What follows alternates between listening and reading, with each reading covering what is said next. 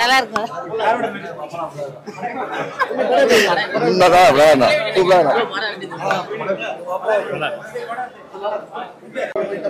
லாஸ்ட்ல ஒரு புது கண்டென்ட் கொண்டு வந்திருக்க மாதிரி இருக்கு.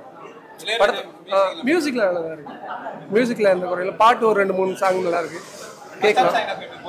ஃபர்ஸ்ட் ஹாஃப் கொஞ்சம் அப்படியே எடுத்துட்டு போகுது, ஆனால் லாஸ்ட்ல ஜஸ்ட் லைட்டா ஒரு கண்டென்ட் சொல்ற மாதிரி இருக்கு.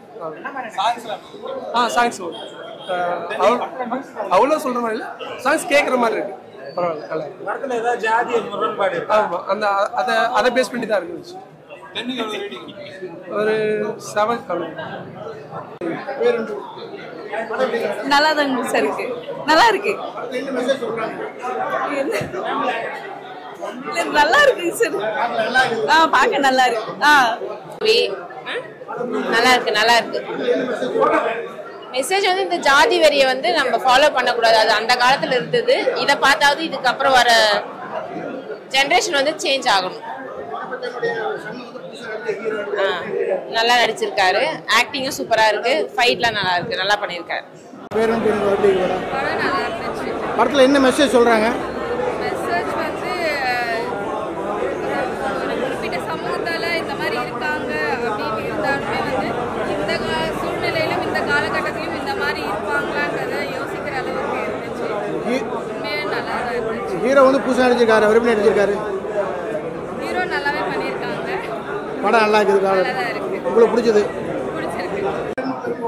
பேரன்பும் பெருக்கும் நல்லா இருக்கு, நல்லா அருமையா இருக்கு. டைட்டிலுக்கு ஏற்ற மாதிரி இருக்கு. பேரன்போட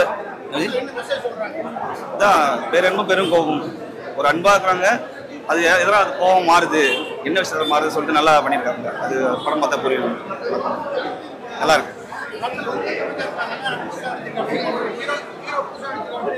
அது புதுசு மாதிரியே தெரியல, ஒரு நல்லா தான் நடிச்சிருக்காப்புல. நல்லா லாஸ்ட் கொஞ்சம் கிளைமேக்ஸ் எல்லாம் கொஞ்சம் கோர்ஸ் என்ன கொஞ்சம் நல்லா பேசியிருக்காப்புல, அதெல்லாம் கொஞ்சம் மெச்சூர்டா நல்லா பேசியிருக்காப்புல. ரொம்ப அருமையா இருக்கு, ரொம்ப அருமையா இருக்கு. அது நான் கூட அந்த டைட்டில் தகுந்த மாதிரி இருக்குமான்னு சொல்லிட்டு எதிர்பார்த்தா வந்தோம்.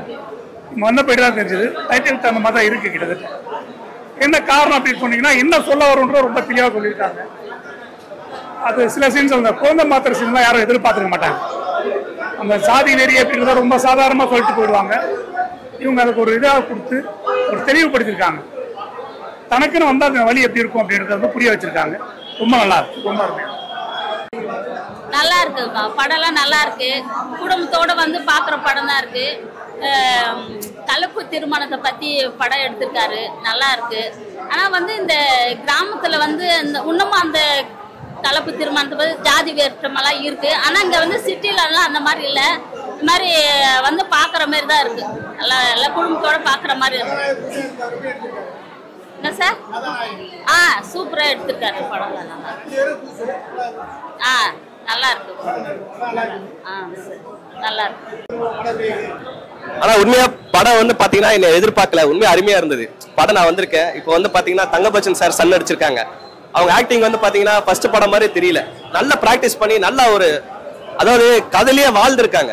அந்த ஒரு கதை எப்படி அந்த கேஸ்டிசம் பேஸ் பண்ணி அந்த யங்ஸ்டர்ஸ்ல இருந்து எப்படி அந்த ஒரு ஏஜ் கேட்டகரியில இருந்து டக்கு நம்மளால ஒரு 50 வயசு ஆளா நடிக்கணும் அப்படின்னு நம்மளால முடியாது. ஆனா படத்துல நல்லா ஒர்க் அவுட் பண்ணிருக்காங்க ஹீரோ. உண்மையா வந்து பாத்தீங்கன்னா இப்போ வந்து அவங்க சன் வந்து பாத்தீங்கன்னா இப்போ ஆக்டிங் நல்லா பண்ணியிருக்காங்க. இன்னொன்று வந்து போக இன்னும் அவங்க வந்து அவங்களே மெருகேற்றுவாங்க. ஏன்னா உண்மையா ஃபர்ஸ்ட் படம் மாதிரி எனக்கு தெரியல, அந்த ஃபீல் இல்லை. பார்த்து ஒரு நல்ல அனுபவம் இருந்துச்சு.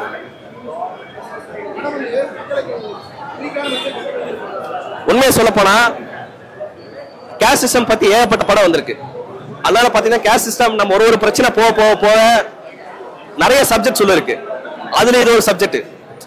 அதனால வந்து பாத்தீங்கன்னா ஒரு சொசைட்டிக்கு தேவையான ஒரு மெசேஜ் அவங்க சொல்லியிருக்காங்க. என்னெல்லாம் நடக்குது, எப்படி அந்த கேஸ்ட் சிஸ்டம் பேஸ் பண்ணி எப்படி பேசியிருக்காங்க அப்படின்னா, இன்னைக்கு அந்த சொசைட்டியில மக்கள்லாம் வந்து இந்த மாதிரி ஃபாலோ பண்ணக்கூடாது.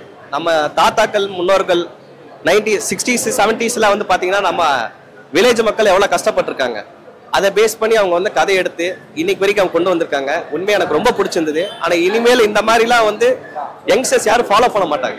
ஏன்னா அவங்க எல்லாம் படிச்சிருக்காங்க. இன்னொன்று வந்து பாத்தீங்கன்னா எல்லாருமே ஒன்னா இப்ப பார்க்க ஆரம்பிச்சிட்டாங்க. ஸோ வந்து இதை பார்த்து நம்ம தெரிஞ்சுக்கலாம், ஓ இப்படிலாம் நடந்திருக்கா அப்படின்னு. உண்மையை சொல்ல போனா ஃபேமிலி ஆடியன்ஸ் தான் மெயின்.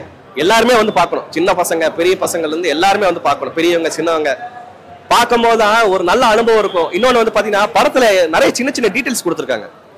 ஒரு 70sல என்ன கார் யூஸ் பண்ணுவாங்க, என்ன மாதிரி வீடு, எப்படி ஒரு வில்லேஜ் செட்டப்ல எப்படி இருக்கும், தலைவர்லாம் எப்படி இருப்பாரு, அந்த மாதிரி காஸ்டியூம்ல இருந்து எல்லாமே சூப்பரா கொடுத்துருக்காங்க. நான் என்னுடைய படங்களே நான் வந்து பார்க்க மாட்டேன். படம் வெளியாகிற நாளில் நான் வந்து போனதில்லை. ஆனால் மகனுக்காக சரி எப்படி பண்ணியிருப்பாரு, மக்கள் என்ன சொல்கிறாங்கன்றதுக்காக நான் வந்து இப்போ பார்க்குறதுக்கு வந்தேன். நான் கொஞ்ச நேரம் அப்படி வெளியில் தான் அப்படி நின்றுட்டே இருந்தேன். ஆனால் நீங்களாம் கேமரா வச்சு கேட்குறீங்க, சிலர் வந்து பொய்யா கூட சொல்ல முடியும். ஏன்னா கேமரா வச்சு கேட்குறாங்களே, அப்புறம் இன்னொன்று நம்ம டிவியில் வரப்போகிறோம் அதுக்காக ஒன்று சொல்லுவாங்க. நான் வந்து மக்களுடைய முகத்தை நான் கவனித்தேன், படித்தேன். ஏன்னா என்னால் கண்டுபிடிக்க முடியும். அதுதான் உண்மையான விமர்சனம். அந்த சொல்லாத அவங்க முகத்தில் இருக்கிற மொழியை பிடிக்கிறது தான் பெரியது. அவங்க எல்லாரும் ஒரு பெரிய அதிர்விலேருந்து மீள முடியாமல் இருந்தாங்க இந்த படம் பார்த்துட்டு வந்தவங்க. எனக்கு அந்த படம் என்ன அதிர்வு ஏற்படுத்திச்சோ, என்ன தாக்கத்தை உருவாக்குச்சோ, அதை இந்த படம் வந்து பார்வையாளனுக்கு கடத்திருக்கு அப்படின்னு நான் நினைக்கிறேன். இவர் வந்து என்ன சொல்கிறது, இவரை வந்து அதாவது நடிப்பை மாணவர்களுக்கு கற்றுக் கொடுக்குற ஒருத்தர். உங்களை நாங்கள் எதிர்பார்க்கவே இல்லை. நான் உண்மையிலே நான் எதிர்பார்க்கல. நான் அசந்து போயிட்டேன்.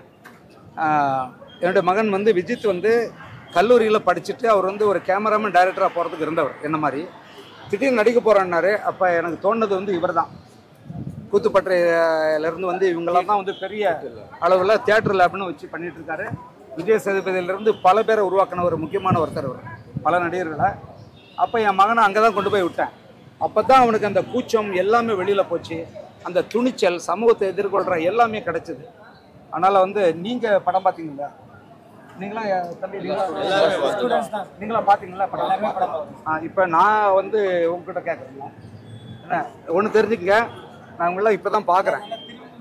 நான் மீண்டும் சொல்கிறேன், நான் வந்து மீண்டும் நான் சொல்கிறேன் தம்பி எல்லாருக்கும், ஒளிவு மறைவு இல்லாமல் சொல்லணும். படம் நல்லா இல்லைன்னா நல்லா இல்லை. ஏன்னா வந்து உங்களை பார்த்துட்டு மக்கள் வந்து ஏமாந்துருக்காங்க. நல்லா புரிஞ்சுக்கணும். அந்த தவறை வந்து செய்யவே கூடாது எப்போவுமே.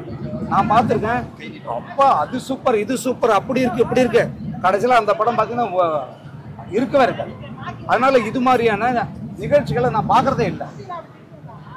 இப்போ நான் உங்களை கேட்குறேன், எப்படி உங்கள் அனுபவம் எப்படி? நான் வந்து எந்த படம் பார்த்தாலும் ஒரு சாதாரண ஒரு 4 கேள்விகள் 4 பதில்கள் பார்த்துருக்கேன். நான் ஒரு இலக்கிய அனுபவம் இருக்கிறேன். பெரண்டலோட ஒரு எழுத்தாளர் வந்து 6 கதாபாத்திரங்கள் ஒரு ஆசிரியரை தேடி அப்படின்றது போல இந்த பவாச்சலதரை வந்து அவர் கதை முடிக்கும் பொழுது ஒரு புத்தகத்திலிருந்து எழுதக்கூடிய ஒரு கதாபாத்திரங்களை தான் அவர் முடிக்கிறார். அதுபோல் புத்தகத்தில் இருக்கிற கதாபாத்திரங்கள் எப்படி சொல்வது அப்படின்ற ஒரு அந்த நடை வந்து பாலு மகேந்திரா கிட்ட தான் இருக்கும். அப்படி இருக்கும்போது அவரோட மாணவர் வந்து அது அப்படி செய்யாமல் இருப்பாங்க. அவரோட மாணவர்கள் எல்லாருமே பாலா சார் இருக்கட்டும், வெற்றிமாறன் சார் இருக்கட்டும், இவங்க எல்லாருமே ஒரு மிகப்பெரிய வாசிப்பாளர்கள். அவங்க எல்லா படங்களை வந்து இலக்கிய நடை இருக்கும். புத்தகத்தில் இருக்கிற உணர்வுகளை நல்லா அற்புதமாக கொண்டு வருவாங்க. இந்த தலைப்பை வந்து ரொம்ப ஒரு கவித்தம் போல இருக்கு. பேரன்பும் பெருக்கும் மிகப்பெரிய பொலிட்டிக்கல் டைலாக தான் இருக்கு, டைட்டில் தான் இருக்கு. வெறும் அது ஒரு கவிதை நடையில் இல்லை. அது மிகப்பெரிய ரெவல்யூஷன். இந்த சமுதாயம் வந்து யாரோ ஒருத்தர் நம்மளை சீண்டிக்கிட்டு இருக்கிறாங்க, நம்ம இன்னும் வந்து பேரன்போடு தான் இருக்கிறோம். அது ரொம்ப எல்லை மீறி போகும்போது நமக்குள்ள இருக்கிற பெருங்கோபத்தை நம்ம காட்டுவோம் என்பது மறைமுகமாக வந்து இந்த இயக்குனர் வந்து சொல்லியிருக்காரு. மிகப்பெரிய ஒரு தலைப்பு.